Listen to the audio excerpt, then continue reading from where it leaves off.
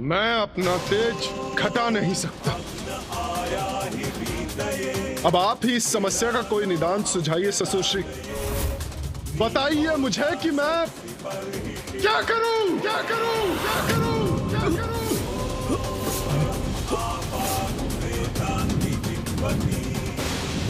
इस लोह पात्र में गिरकर सूर्य देव की किरणें शिथिल पड़ रही हैं।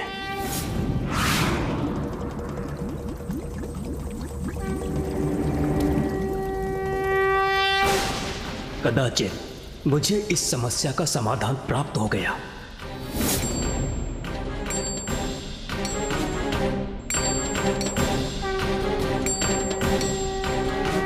संसार के महानतम शिल्पकार विश्वकर्मा ने सूर्यदेव की समस्या का समाधान ढूंढ लिया और अपने विशेष उपकरणों से उनके तेज को खंडित किया।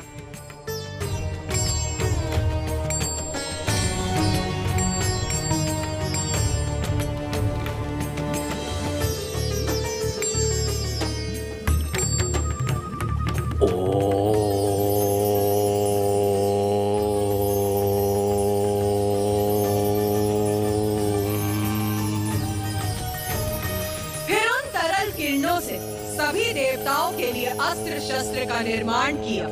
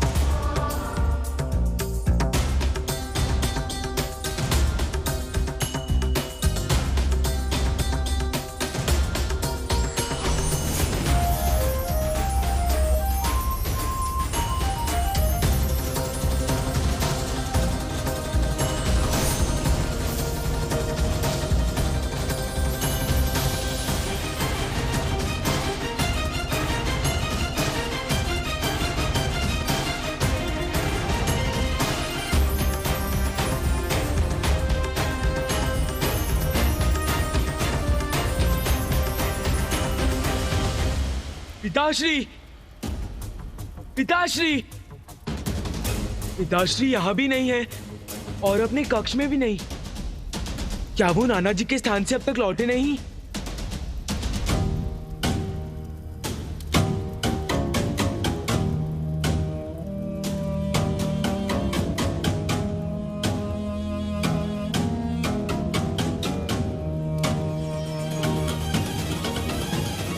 धन्यवाद विश्वकर्मा जी।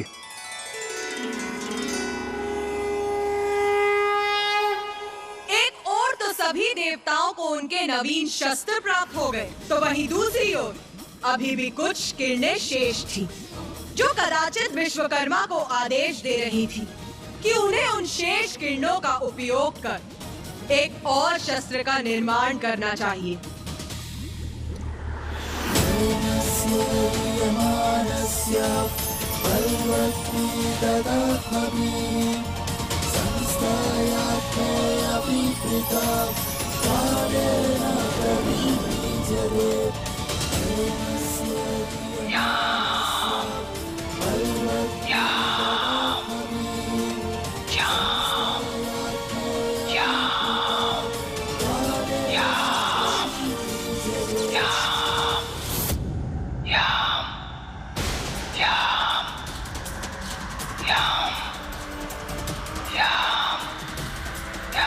मुझे ऐसा क्यों प्रतीत हो रहा है जैसे नाना जी के भवन से मुझे कोई पुकार रहा हो।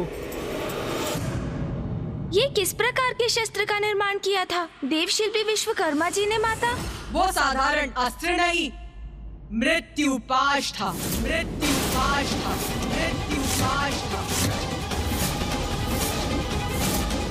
ऐसा पाश जो जिसका भी स्पर्श करे उसकी तत्काल मृत्यु हो जाए। फिर क्या हुआ माता? मुझे स्मरण है उस पाश पर तो यमराज का अधिकार है, तो उन्हें वो पाश कैसे प्राप्त हुआ माता? इस बार किसी देवता ने नहीं, स्वयं मृत्युपाश ने अपने स्वामी को चुना।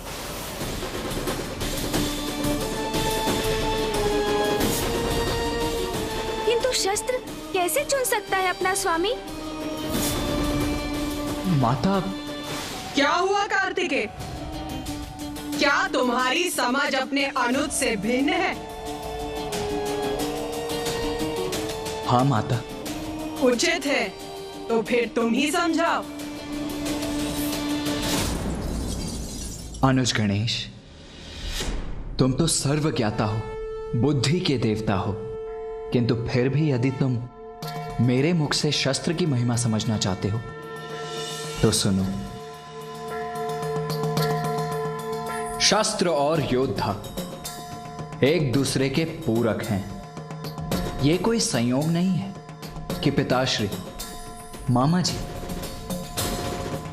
फूफा जी, समस्त देव, मैं और तुम्हारा भी अपना एक विशेष शस्त्र है। प्रत्येक शस्त्र का स्वामी पूर्व से ही नियत होता है, और फिर जो कुछ भी घटित हो रहा था वो तो मां की लीला का ही परिणाम था। सर्वथा उचित कहा तुमने कार्तिकेय। माता, इंद्रदेव, सूर्यदेव, वायुदेव, वरुण देव, अग्निदेव, यहाँ तक कि पिताश्री, मामा जी, फूफा जी अर्थात त्रिदेव भी तो वहाँ एकत्रित थे ना? तो बताइए ना, उस पाश ने उन सभी योग्यता संपन्न देवों में से यमदेव को ही अपना स्वामी कैसे चुना माता? तुम्हारी ये जिज्ञासा भी अवश्य शांत करूंगी मैं गणेश।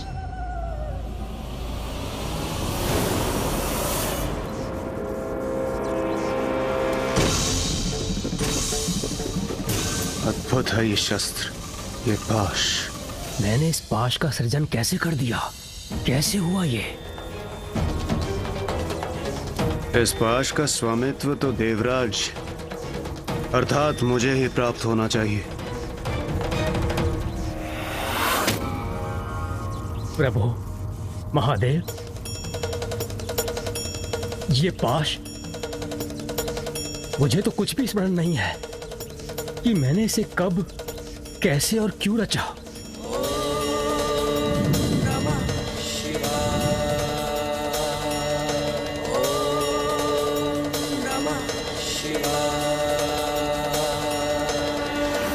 देव शिल्पी विश्वकर्मा, आपके जिन हाथों से समूची सृष्टि की रचना हुई है, वो जो भी रचेंगे उसका अवश्य कोई बड़ा महत्व होगा। किंतु प्रभु, आप त्रिदेवों के साथ इंद्रदेव और सभी देवों के शस्त्रों का मैं पूर्व ही निर्माण कर चुका हूं। फिर इस पाश रूपी शस्त्र का क्या रहस्य है? जो भी हो, ये मेरे भवन में स्थित रहे, ये उचित नहीं है। इसका अवश्य ही कोई ना कोई कारण होगा, इसे वो पूरा करना ही होगा। किंतु इसका अधिकार किसे मिलेगा? ये हम कैसे ज्ञात करेंगे?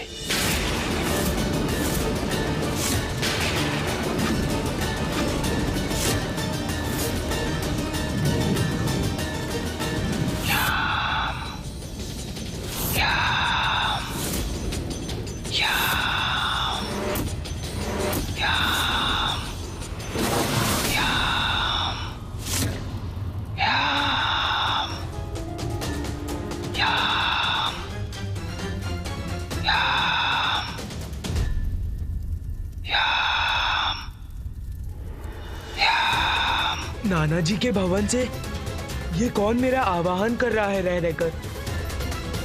पिताजी वही हैं। कहीं उन्हें तो मेरी आवश्यकता नहीं? मुझे स्वयं जाकर वहां देखना चाहिए।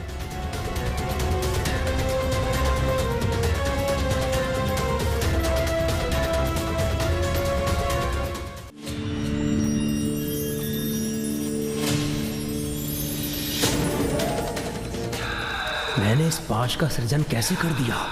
कैसे हुआ ये? मुझे ऐसा क्यों प्रतीत हो रहा है जैसे नाना जी के भवन से मुझे कोई पुकार रहा हो। मुझे स्वयं जाकर वहां देखना चाहिए।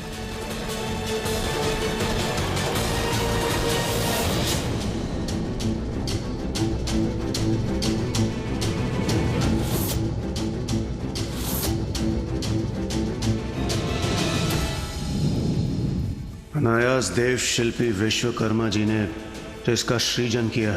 उस शस्त्र का, इस शक्तिशाली पाश का उचित अधिकारी तो मैं देवराज ही हो सकता हूं। महादेव, मैं आपसे विनती करता हूं कि आप इस पाश के लिए उचित अधिकारी घोषित कीजिए, जो इसे स्वीकार करे और इसके उचित स्थान पर ले जाए। यदि महादेव ने इसे स्वीकार कर लिया तो मैं इस पाश से वंचित रह जाऊंगा, किंतु इसका प्रथम अधिकार तो कदाचित उन्हीं का है। देव शिल्पी विश्वकर्मा जो आत्माओं के लोक का दायित्व संभालेगा, वही इस पाश का अधिकारी होगा।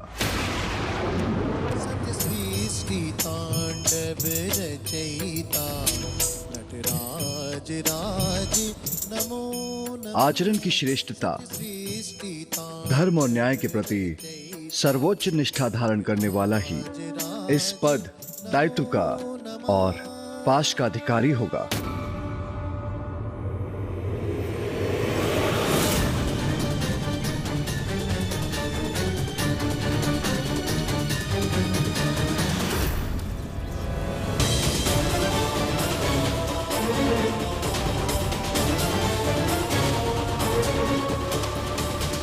देवगण, मुझे ज्ञात है आप सभी इस पाश को पाने के लिए लालायित हो रहे हैं, तो संकोच मत कीजिए। आप इसे पाने का प्रयास करने के लिए स्वतंत्र हैं। उचित है। महादेव, नारायण और ब्रह्मदेव को इस पाश की कोई आवश्यकता नहीं, और उनके बाद तो वरिष्ठ मैं ही हूं। मैं ही इस पाश के योग्य हूं। देवराजेंद्र, मन की इच्छा को भीतर मत रखिए।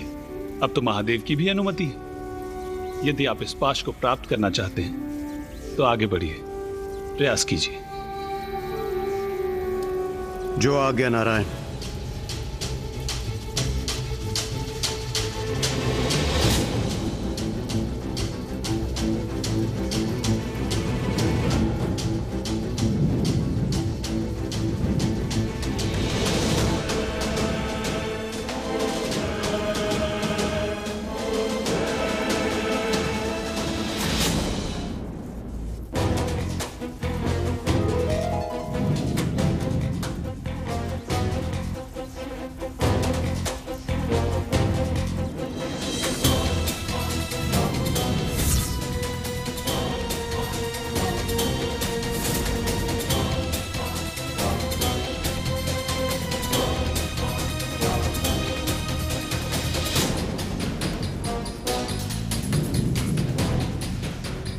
बस अब पल भर में यह पाश मेरा ही होगा।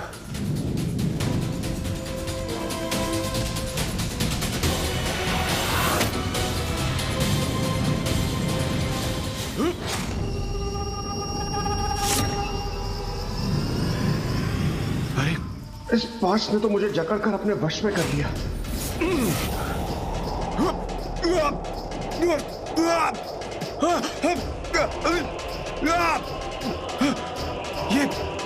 ये कहां गिरा जा रहा हूं मैं?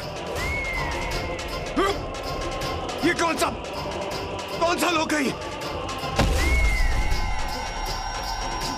देवराज,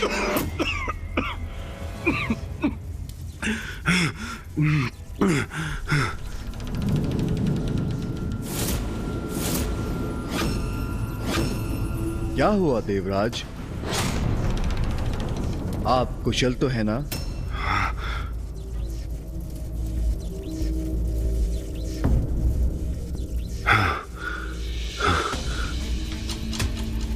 इस पाश से दूर रहना ही उचित होगा।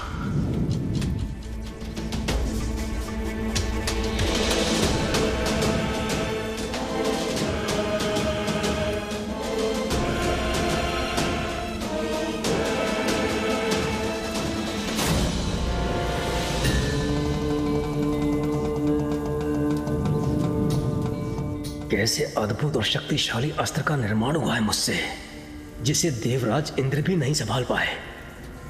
कोई तो अवश्य होगा जो इसका अधिकारी बनेगा।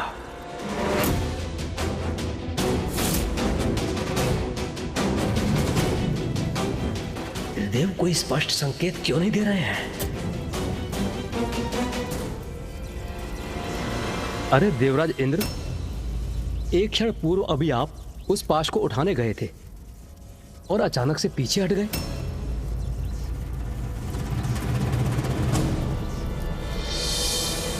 अग्निदेव, यदि आपकी इच्छा है तो आप स्वयं प्रयास क्यों नहीं कर लेते? समझ गया मैं। इंद्रदेव पाश को अपने वश में नहीं कर सके, इसलिए ऐसे वचन बोल रहे हैं। मैं अग्नि का देवता हूं, इसलिए ये पाश तो मेरा ही होना चाहिए। प्रभु, यदि आपकी आज्ञा हो तो इस पाश को उठाने का प्रयास करूं।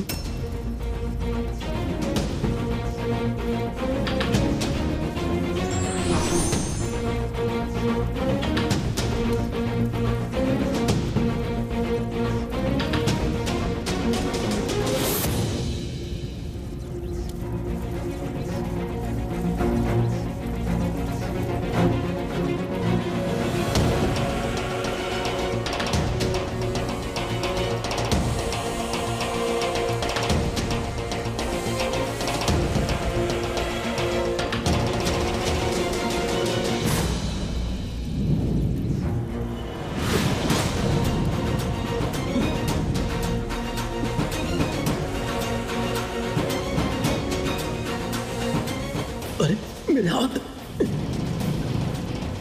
इन अंधकारी छिद्रों में कैसे फंस गए मेरे हाथ? सहायता कीजिए, कोई मेरी सहायता कीजिए।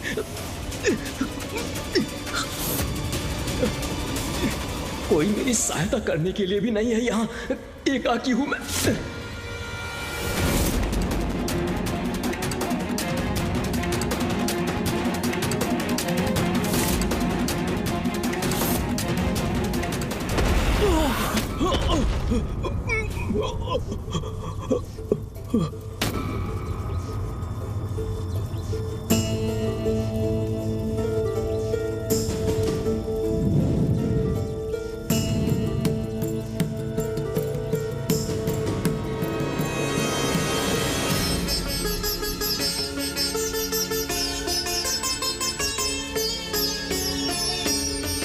इंद्रदेव, अग्निदेव, ये क्या हुआ आप लोगों को?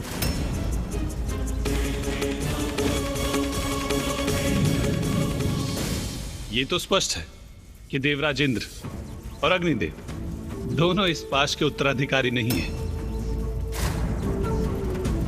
किंतु क्या अब शेष देवताओं में कोई इसे प्राप्त करने का प्रयास करना चाहेंगे?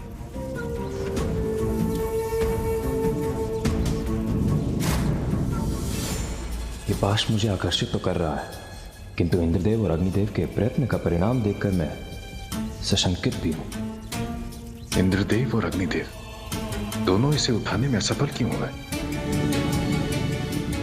किंतु यह आवश्यक नहीं कि जो पाश इंद्रदेव और अग्निदेव नहीं प्राप्त कर सके वो मैं भी ना उठा सकूं। इस पाश को पाकर अपनी प्रतिष्ठा बढ़ाने के इस स्वर्ण अवसर को गंवाना उचित नहीं।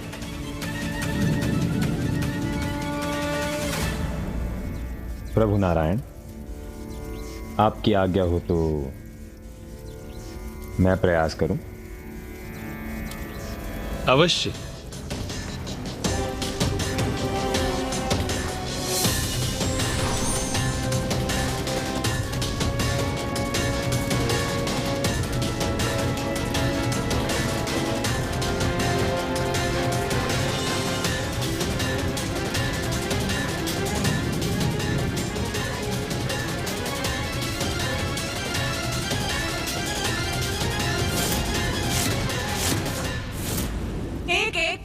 सभी देवताओं ने उस पाश को अपने वश में करने का प्रयास किया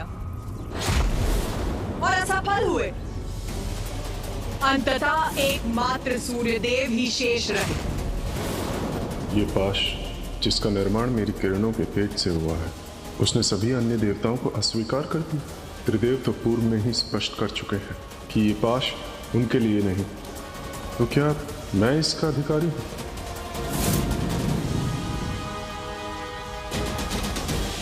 प्रभु, आपकी आज्ञा हो तो मैं प्रयास करूं।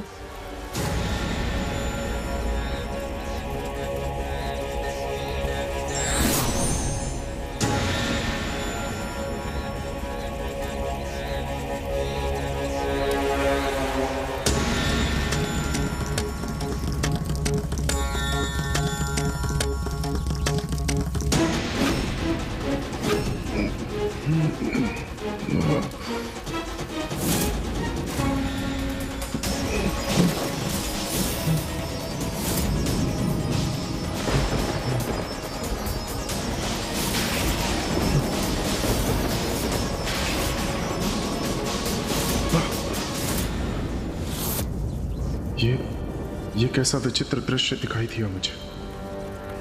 सूर्यदेव, कहिए, क्या देखा आपने?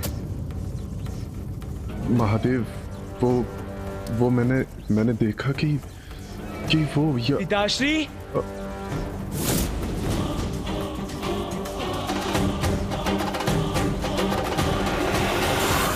यम?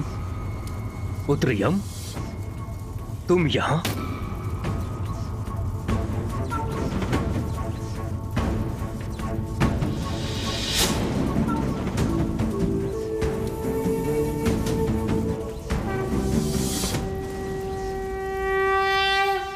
पिताश्री, मुझे ज्ञात था आप यहाँ हैं, तो जब मुझे प्रतीत हुआ कि कोई मुझे यहाँ से पुकार रहा है, तो मैं आपका विचार कर यहाँ चला आया। यम को प्रतीत हुआ कोई पुकार रहा है उसे यहाँ से, और मैंने जो दृश्य देखा, तो क्या यम? पुत्र यम, उचित समय पर उचित स्थान पर पहुंचे हो तुम। महादेव, मैं कुछ समझा नहीं। शीघ्र सब समझ जाओगे पुत्र, किंतु सर्वप्रथम जाओ उस पाश को उठाओ।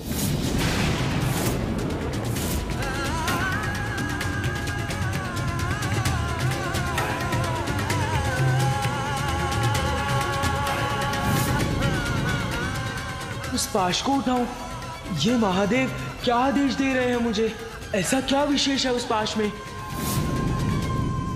महादेव, यम को पाश लेने के लिए क्यों कह रहे हैं? महादेव, ये उचित होगा क्या?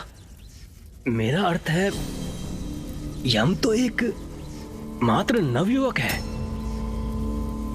इस पाश को इतने सबल, इतने शक्तिशाली देव नहीं उठा पाए, तो क्या यम?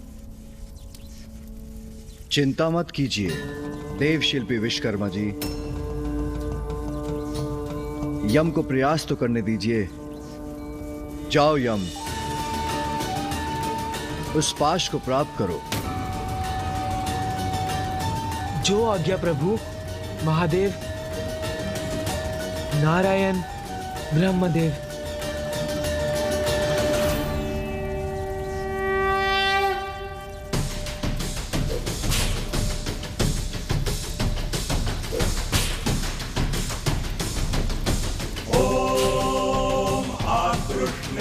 रजसा वर्तमानो निवेशयन्नमृतञ्च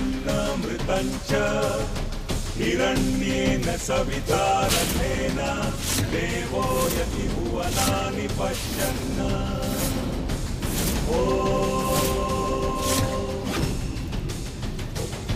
ॐ अग्निमूर्धादिवः उत्पत्तिः पृथिव्या अयम्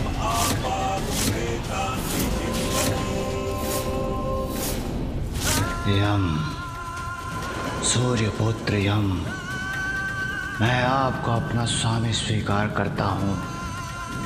यमराज,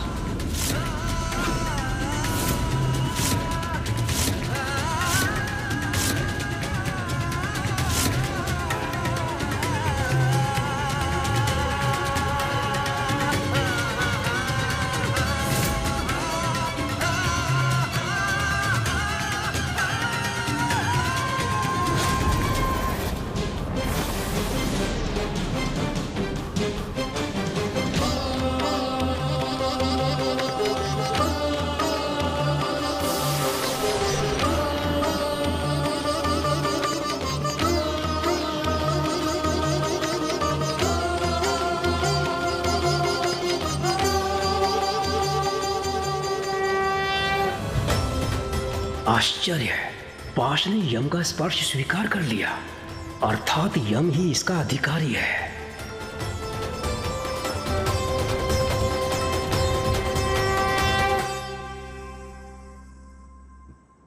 मेरे पुत्र यम ने इस पाश का स्वामित्व प्राप्त किया।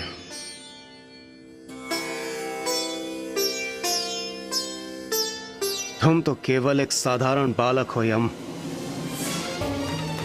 फिर ऐसा क्या है तुम में जो इस पाश ने मुझ देवराज इंद्र को छोड़कर तुम्हें अपना स्वामी स्वीकार कर लिया?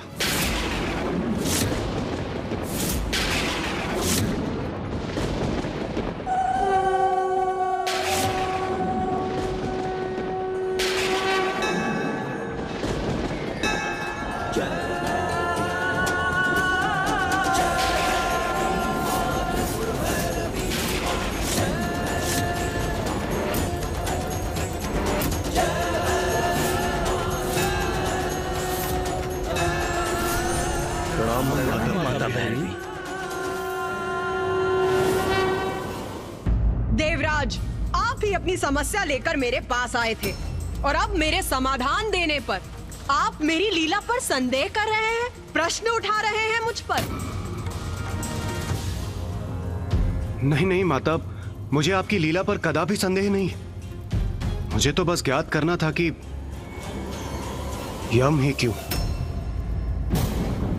क्योंकि यम उत्तम आचरण, धर्मपरायणता और न्यायपरता में श्रेष्ठतम है। क्षमा कीजिए माता, किंतु ये सब मेरे समझ के परे है। यम, तुम्हें एक अत्यंत महत्वपूर्ण कार्य हेतु चुना गया है। जिस पाश ने तुम्हें चुना है वो मृत्यु पाश है, जो आज से यम पाश भी कहलाएगा।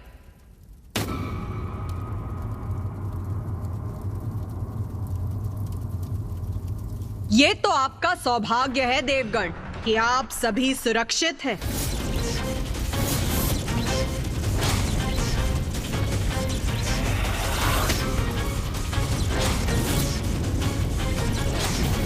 क्योंकि अब अपने स्वामी के हाथों में इस पाश की शक्ति अपनी पूर्णता प्राप्त कर चुकी है और अब जो भी इसका स्पर्श करेगा वो तत्काल मृत्यु का भागी बनेगा।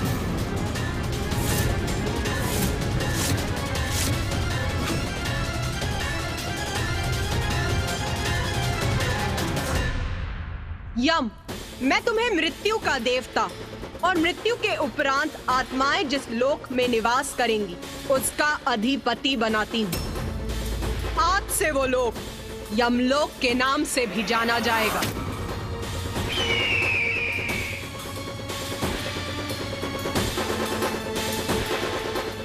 और उसकी व्यवस्था को सुचारू और नियंत्रित रूप से चलाने का दायित्व तुम्हारा होगा। आयु समाप्त होने पर जीव को इस पाश से बंदी बनाकर यमलोक लाना होगा तुम्हें और उसके कर्मों के अनुसार उसकी उचित गति निर्धारित करनी होगी।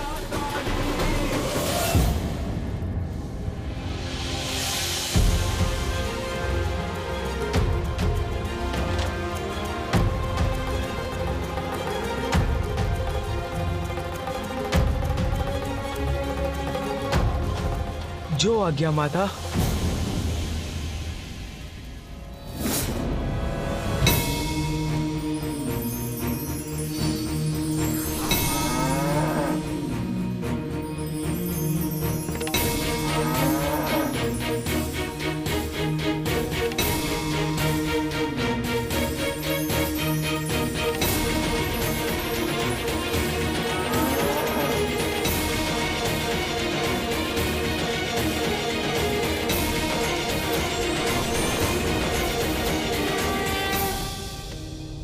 मुझे गर्व है कि माता ने मुझे इतना बड़ा कार्य दिया है, किंतु क्या मैं इतना बड़ा दायित्व निभा सकूंगा? इस दायित्व को निभाने में चित्रगुप्त और यमदूत तुम्हारे सहायक बनेंगे।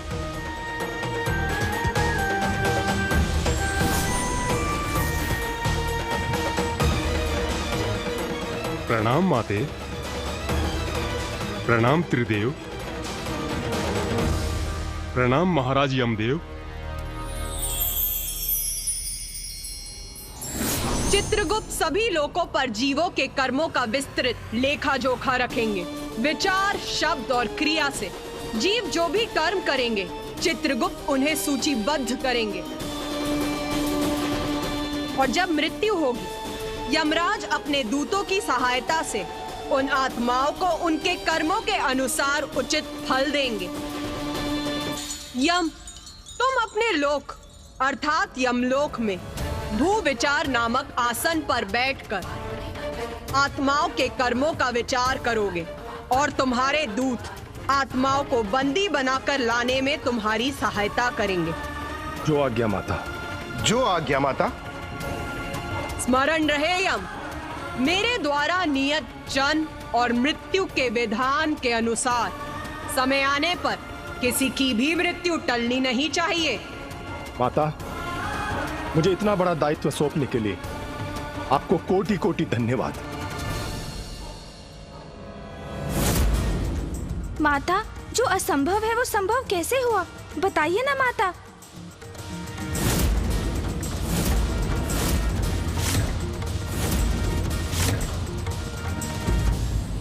योग्य व्यक्ति को उसकी योग्यता के अनुसार उत्तरदायित्व दिए जाते हैं, इसलिए श्रेष्ठ नहीं योग्य बनने का प्रयास करना चाहिए।